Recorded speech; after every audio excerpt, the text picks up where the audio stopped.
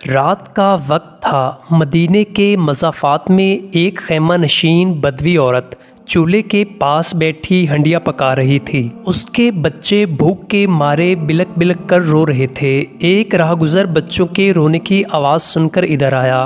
पूछा, बच्चे क्यों रो रहे हैं? बुढ़िया ने कहा, भूखे हैं इसलिए रो रहे हैं। उस राहगुज़र ने पूछा, तुम क्या पका रही हो? जवाब मिला, बच्चों को बहलाने के लिए पानी चढ़ा रखा है, रो धोकर सो जाएंगे, मेरे पास है क्या जो इन्हें पकाकर खिलाऊं? वो राहगुज़र फौरन उल्टे पांव फिरा। थोड़ी देर के बाद वापस आया तो सामान खुराक की एक बोरी कंधे पर थी।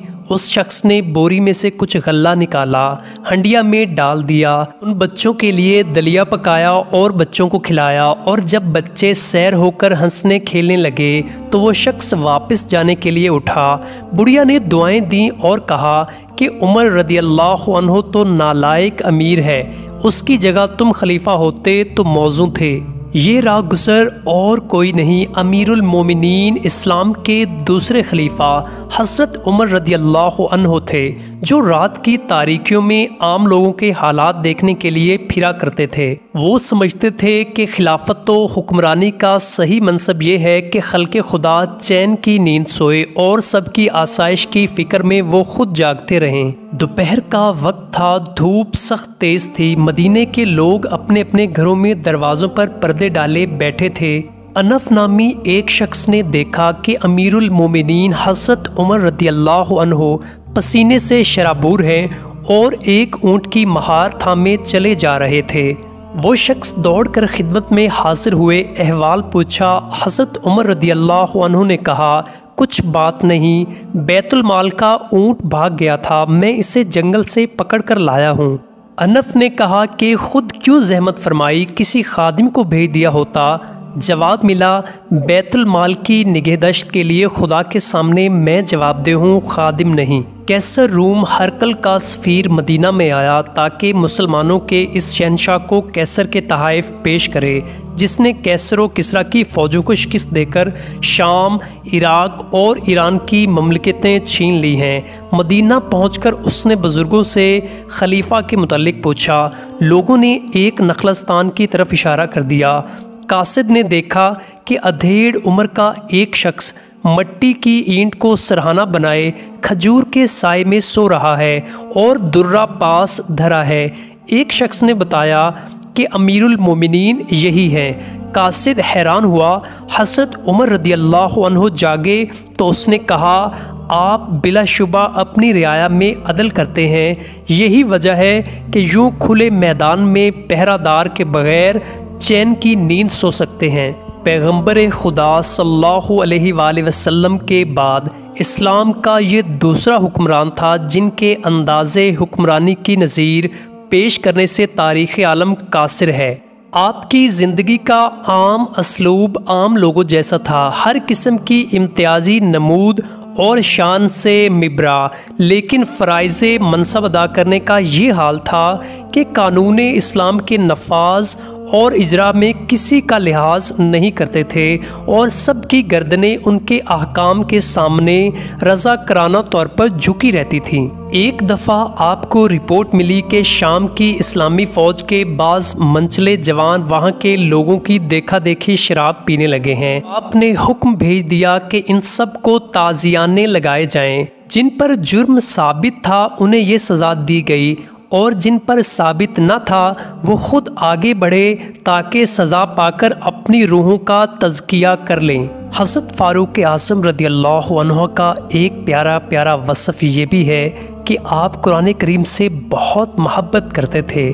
कुरान करीम की तिलावत बड़े ज़ौक़ के साथ किया करते थे। बहुत दफ़ा तो तिलावत करते हुए आपकी कैफियत बदल जाती और आप खौफ खुदा के सबब ज़ारो कतार रोने लगते थे। हज़रत अब्दुल्ला बिन शद्दाद रदियल्लाहु अन्हु फरमाते हैं, एक बार हज़रत उमर फ़ारूक आज़म रदियल्लाहु अन्हु नमाज फ़जर पढ़ा रहे थे। आपने सूरह यूसुफ़ की तिलावत शुरू की। पढ़ते पढ़ते आप सूरह यूसुफ़ की आयत नंबर 84 पर पहुँचे। अल्लाह पाक इरशाद फरमाता है, ऊब की आँखें गम से सफ़ेद हो गईं तो वो अपना गम बर्दाश्त करते रहे। जब हज़रत उमर फ़ारूक आज़म रदियल्लाहु अन्हु ने ये आयत करीमा पढ़ी तो आप ज़ारो कतार रोने लगे। रोते रोते फिर काफ़ी देर बाद रुकू फरमाया। इसी तरह जब मुसलमा कज़्ज़ाब की जंग में कुरान मजीद के हफ़ाज़ बहुत बड़ी तादाद में शहीद हो गए थे तो हज़रत उमर रदियल्लाहु अन्हु ने हज़रत अबू बकर सिद्दीक़ रदियल्लाहु अन्हु को तवज्जो दिलाई कि अगर ऐसे लोग नापीद हो गए जिनको मुकम्मल कुरान याद है तो कुरान नामुकम्मल शक्ल में मुसलमानों को याद रह जाएगा और आहिस्ता आहिस्ता मुसलमान इसे भूल जाएंगे। चुनांचे हज़रत अबू बकर सिद्दीक़ रदियल्लाहु अन्हु ने ज़ैद इब्ने साबित रदियल्लाहु अन्हु को, जो रसूल अकरम सल्लल्लाहु अलैहि वसल्लम के अहद में कातिबे वही थे, कुरान मजीद को जमा करने का हुक्म दिया। ज़ैद इब्ने साबित रदियल्लाहु अन्हु पहले तो ये काम करने पर आमादा न हुए और कहने लगे कि जो काम रसूलुल्लाह सल्लल्लाहु अलैहि वसल्लम ने खुद नहीं कराया वो अब क्यों किया जाए, लेकिन आखिर उन्हें कायल कर लिया गया। ज़ैद इब्ने साबित रदियल्लाहु अन्हु ने खजूर के पत्तों, चमड़े के टुकड़ों, हड्डियों, सफ़ेद पत्थर की तख्तियों और हफ़ाज़ के सीनों से कुरान पाक की आयतें जमा करके अज़-सरे नौ लिखीं और उन्हें रसूलुल्लाह सल्लल्लाहु अलैहि वसल्लम के इरशादात के मुताबिक तरतीब दिया। इसी तरह हज़रत उमर रदियल्लाहु अन्हु ने एक हज के मौका पर ज़रूरत महसूस की कि हरम काबा का मताफ़ बहुत तंग है, इसे वसी कराना चाहिए। मताफ़ के साथ ही लोगों के मकान मुल्हिक थे। हज़रत उमर रदियल्लाहु अन्हु ने इनसे वो मकान ख़रीद लिए और मताफ़ को वुसअत दी। बाज़ लोग मकान बेचने पर रज़ामंद न हुए, उनके मकान हुक्माना खाली कराकर गिरा दिए गए और उनके हिसाब की कीमतें बैतुल माल में उन लोगों के नाम पर जमा कर दी गईं जो उन्होंने कुछ वक्त गुजर जाने पर ले लीं। हज़रत उमर रदियल्लाहु अन्हु ने हरम काबा की हदूद के निशानों की शुरू से मुरम्मत कराई और मदीना से मक्का तक हर मंजिल पर हाजियों और मुसाफिरों की आसाइश के लिए सराएं बनवाईं। हज़रत उमर फ़ारूक आज़म रदियल्लाहु अन्हु अज़ीम सहाबी रसूल हैं। दुनिया में आपका नाम मुबारक उमर है। आसमानों में आपको फ़ारूक के नाम से पहचाना जाता है। आसमानी किताब तुरात शरीफ में आपका नाम मंतिकुल हक यानी हक बात कहने वाले है।